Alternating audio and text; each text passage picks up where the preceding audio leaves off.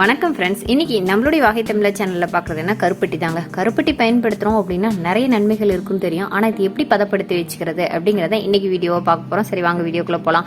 வீடியோக்குள்ள போறதுக்கு முன்னாடி இதான் முதல் முறையா நம்மளுடைய வாகை தமிழா சேனல்ல பார்க்க வந்திருக்கீங்கன்னா அப்போ மறக்காம சேனலை சப்ஸ்கிரைப் பண்ணீங்க. நம்மளுடைய சேனல்ல மருத்துவ குறிப்புகளும் இயற்கை தொடர்பான பாரம்பரியமான உணவு பழக்கங்களையும் பதிவேற்ற செஞ்சுட்டு இருக்கோம். சேனலை சப்ஸ்கிரைப் பண்ணிட்டு பிளேலிஸ்ட்ல பாத்தீங்கன்னா நிறைய யூஸ்ஃபுல்லான வீடியோஸ் இருக்கு, பார்த்து பயன்படுத்திங்க. அது மட்டும் கிடையாது ஃப்ரெண்ட்ஸ், மார்னிங் 6 o'clock வந்து பாத்தீங்கன்னா ஷார்ட்ஸ் வீடியோ வருது, மதியம் 2 மணிக்கு மெயின் வீடியோஸ் வருது. இதை பார்க்கறதுக்கு மறக்காம சேனலை சப்ஸ்கிரைப் பண்ணிக்கங்க. கருப்பட்டியில் நிறைய நன்மைகள் இருக்குது அப்படின்னு சொல்லி தெரியும். அதாவது வந்து பார்த்திங்கன்னா சர்க்கரை நோயாளிகள் கூட கருப்பட்டி சாப்பிட்லாம் அப்படிங்கிறது தான். ஸோ அந்தளவுக்கு நன்மை பயக்கக்கூடிய இந்த கருப்பட்டி வந்து எப்படி பதப்படுத்தலாம் அப்படின்னு பார்த்தீங்கன்னா, ஒருவேளை நீங்கள் இப்போ கருப்பட்டி சரியான முறையில் பதப்படுத்தலை அப்படின்னு வச்சுங்களேன், இந்த மாதிரி மெல்ட் ஆயிரத்தை உருகி போயிடும் அப்படின்னு சொல்லுவாங்க. இதில் நல்ல கருப்பட்டி எது அப்படிங்கிறது எப்படி கண்டுபிடிக்கிறதுனா, ஒரு கருப்பட்டி வாங்கினோன்னே அதில் ஓரங்களில் கை வச்சு புட்டு பாருங்க, ஈஸியாக வந்து உங்களுக்கு வந்து புட்டுரும். ஆனால் வந்து பார்த்தீங்கன்னா, அதாவது வெள்ளை ஏதாவது கலந்துருந்தாங்கன்னு வச்சுங்களேன், கொஞ்சம் டைட்டாக இருக்கும், உங்களால் வந்து இப்போ கையால் வந்து அதை கட் பண்ண முடியாது. ஸோ ஈஸியாக வந்து இதை கண்டுபிடிச்சிடலாம். அடுத்து வாயில போட்டு பாருங்க. வாயில போட்டிங்கன்னா ஒரு விதமான அதாவது என்ன சொல்றோம்னா துவர்ப்பு லைட்டாக கரிக்கிற மாதிரி இருக்கு அப்படின்னு சொல்லுவாங்க இல்லையா. ஸோ அந்த டேஸ்ட்ல இருக்கும். நீங்க டேஸ்ட் பண்ணி பார்த்தீங்கன்னா இதுதாங்க. இன்னொன்று வந்து பார்த்தீங்க அப்படின்னா, இந்த கருப்பட்டி அவ்வளோ சீக்கிரத்தில் வந்து உருகிராது. இந்த கருப்பட்டி வந்து பதப்படுத்துறதுக்குன்னு ஒரு முறை இருக்கு. எப்பவுமே இதை வந்து பிளாஸ்டிக் கண்டெய்னர்ல போட்டு மூடி வைக்கவே கூடாது. வச்சிங்க அப்படின்னா அந்த கருப்பட்டி ஃபுல்லாக வந்து ஈஸியாக உருகிரும். அதனால எப்பவுமே இந்த மாதிரி பனை ஓலையில தான் வந்து கருப்பட்டி வச்சிருப்பாங்க. கண்டிப்பாக நீங்கள் எல்லாருமே பார்த்துருப்பீங்க. இந்த மாதிரி ஓட்டையாக இருக்கும் இல்லைங்களா, அந்த மாதிரி பிளேஸில் வச்சுட்டு நீங்கள் வந்து இதை ஸ்டோர் பண்ணி வைக்கலாம். அதாவது கொஞ்சம் வந்து ஏர் சர்க்குலேஷன் இருக்கிற பிளேஸில் வந்து ஸ்டோர் பண்ணணும். முக்கியமாக வந்து பார்த்தீங்கன்னா ஃப்ரிட்ஜில் ஸ்டோர் பண்ணவே கூடாது.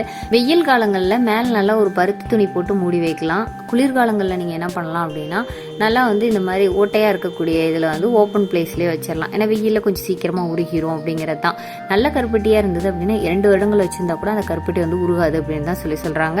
ரொம்ப நீங்கள் வந்து ஒரு வேளை இந்த கருப்பட்டி வந்து உருகிடுச்சு அப்படின்னா அந்த கருப்பட்டி என்ன பண்ணலாம், தூக்கி போட வேண்டியதானா, அவ்வளோதானா அப்படின்னு சொல்லிட்டு நீங்கள் பயந்துட்டு இருக்க வேணாம். எப்படி இதை பயன்படுத்தலாம் அப்படின்னு கேட்டிங்கன்னா, இந்த கருப்பட்டியை நல்லா இந்த மாதிரி குண்டானில் போட்டுட்டு அதை முழுகிற அளவுக்கு தண்ணி ஊற்றிக்குங்க.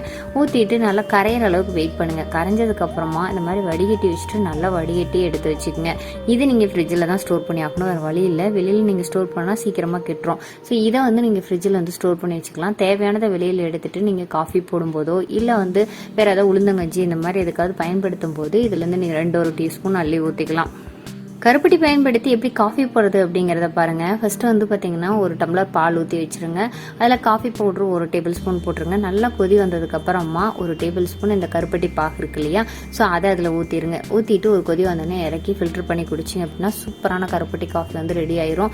அதே மாதிரி கருப்பட்டியை பயன்படுத்தி எப்படி உளுந்தங்கஞ்சி தயார் பண்ணுறதுங்கிறத வீடியோ ஏற்கனவே நான் போட்டிருக்கேன். ஒருவேளை நீங்கள் பார்க்கல அப்படின்னா அதை போய் நீங்கள் செக் பண்ணி பாருங்க. அதனுடைய லிங்க் கீழே டிஸ்கிரிப்ஷனில் கொடுக்குறேன், நீங்கள் போய் செக் பண்ணி பாருங்க.